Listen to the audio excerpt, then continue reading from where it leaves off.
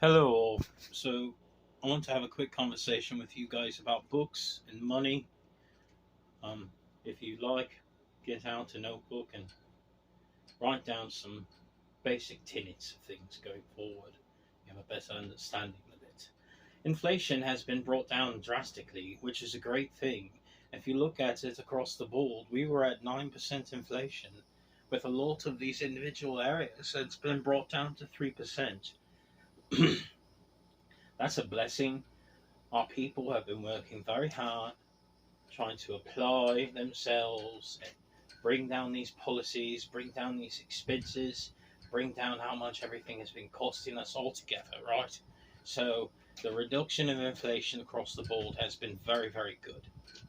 But you have to remember in mind the final measure that we use in order to see the valuation of where we're currently at globally and how we're responding to global economies is the rate that we use at the Federal Reserve, right? That's the general rule of thumb that we use in measurement for a temperature check, right? It's like I put a thermometer up underneath your tongue or whatever. If you're seeing what's going on, are you sick or whatever? Do we need to increase the cough syrup or increase, what I mean, the rates? And we just had a rate hike. And this is done to see inflation being brought down, which is great because the goal altogether is to bring the level of inflation down. And we're all fully aware of what it's going to take to bring down this inflation. And this is a worldwide issue, right? This doesn't have anything to do with just one country or another country. This is a lot of divisionary tactics that are being made worldwide by different governments as far as their different opinions and their approaches to things. We look at what's going on with Africa and they're very pro China, pro Russia, right? So we see the shift away from Western opinions and Western policies, and we see what the East has been doing, and we see how small BRICS has been, but how much it's actually growing by, right? So we're measuring all of these factors when it comes into the global economy, not just one economy, but global. ECB rate hikes, we have Bank of England rate hikes. You look at all the different banking centers, and it's not just the West. The East is going through it as well, right?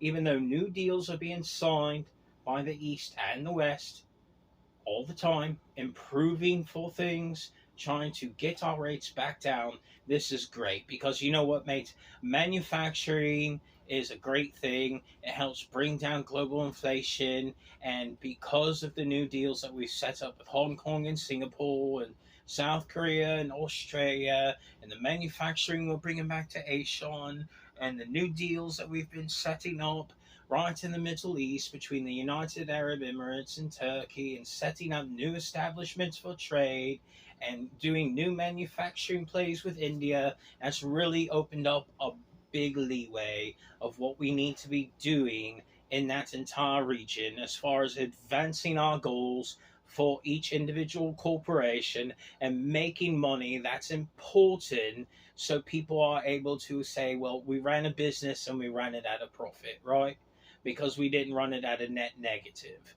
But again, all of these factors calculated together and seeing where the European Union is now, which is finally coming out of its dark phase, and seeing the way of the layout of chess, right? You look at all the chess pieces and look at the planet like a chessboard, mate. That's the best way to understand it.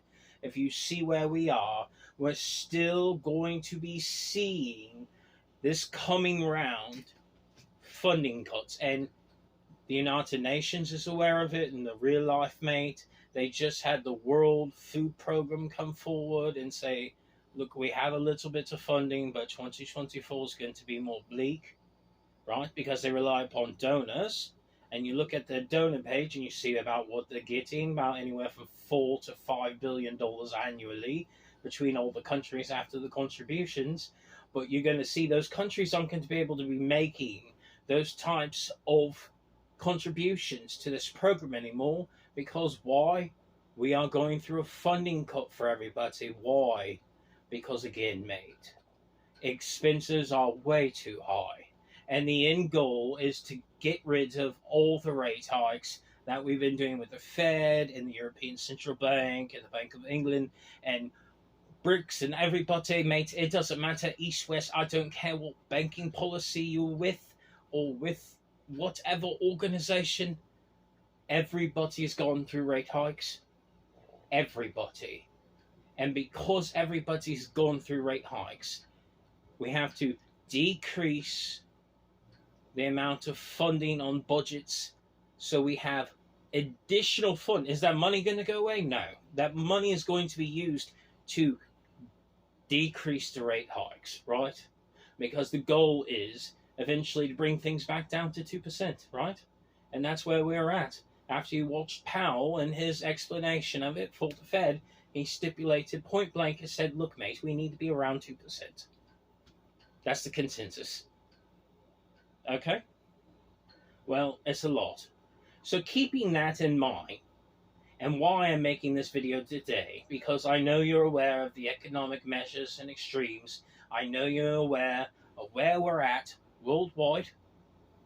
I'm fully aware of it. It's something I deal with on the books daily. I go through it all the time. I make payments for it all the time. I make sure that all governments across the entire planet are taken care of.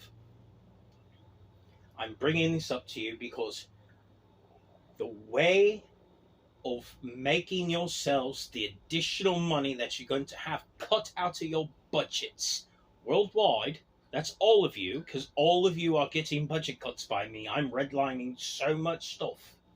It's called a carbon tax, mate. Okay? Do you understand? It's part of the green agenda as well, right? Institution of a carbon tax worldwide is going to provide you with the additional level of funding that you need after I cut your budgets in order to pay for the programs that would altogether swivel out and just die and rot away. Without that carbon tax, you're going to see a lot of really good programs that you were using to help individual people go away. And why am I doing this? Again, I have to balance the books. And the budgets are too high, and I'm sorry, but I'm not being a tyrant about it. Everyone's getting budget cuts. You want that additional money to pay for things? It is time for the institution of a carbon tax. It is something you need to run through Congress. Oh, great, mate.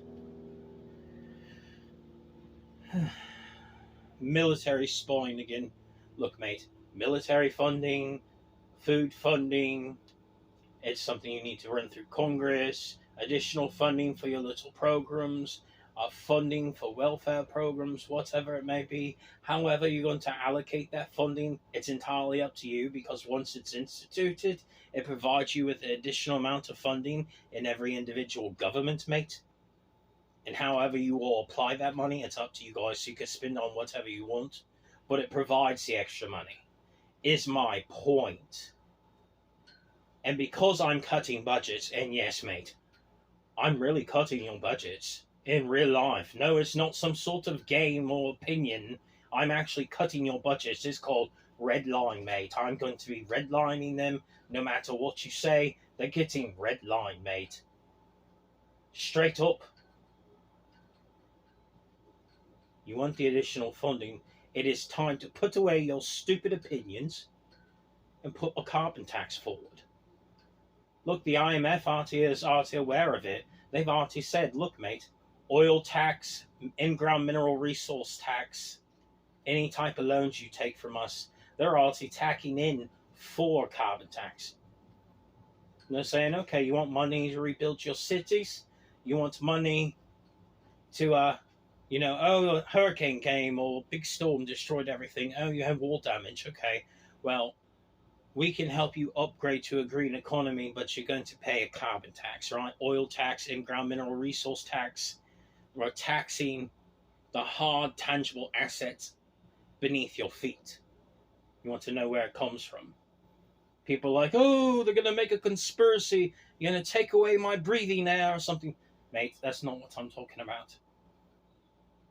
You listen to wackos on the internet that tell you this nonsense, or they start talking about sexual degenerate, weirdo nonsense, mate.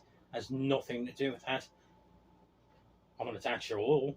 You're going to go to the gas station, and when you fuel up your gas, it'll be however much a gallon plus a carbon tax, right? So a certain percentage will be billed on that carbon tax as well. See, fuel tax, carbon tax, anything that has carbon in it, anything that's going to burn through carbon or affect carbon or have an overall effect on the environment, right?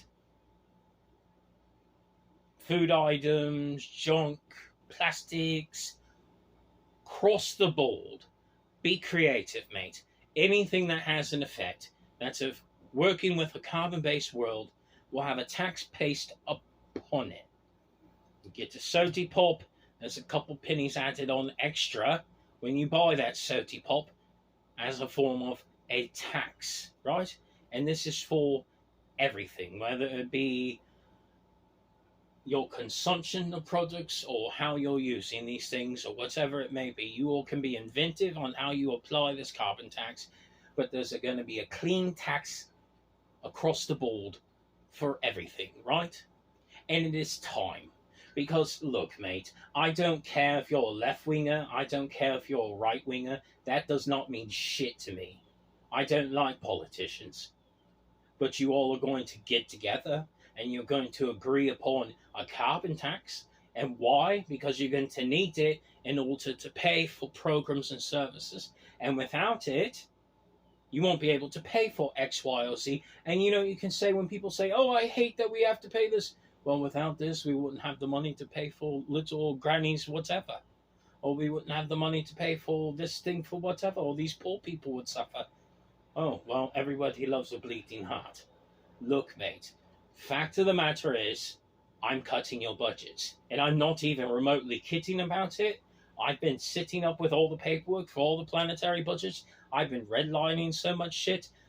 So much shit. Be advised. The United Nations is aware of it. That's why they already had the World Food Program coming out. Like, we're going to run out of funding. He's really cutting budgets. Next year in 2024, it's going to be bleak. They're aware because they've been to my office and they've seen how much stuff I've redlined. They got a little preview. I'm not playing a game here with you, mate. I'm going to cut the shit out of all budgets. Planet-wide, mate. In real life. Because you know what? I'm getting those rate hikes gone. And we're going back to 2% inflation. Hell or high water. Straight up, mate, right from the heart.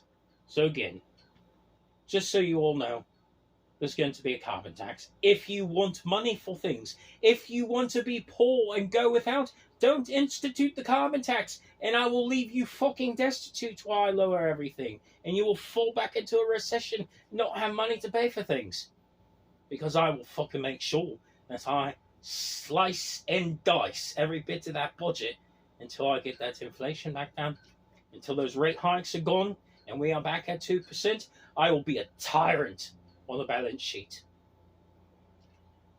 Or you can institute the carbon tax and we can move forward with our goals for the green agenda going forward. Period. Right? Have a great day, mate.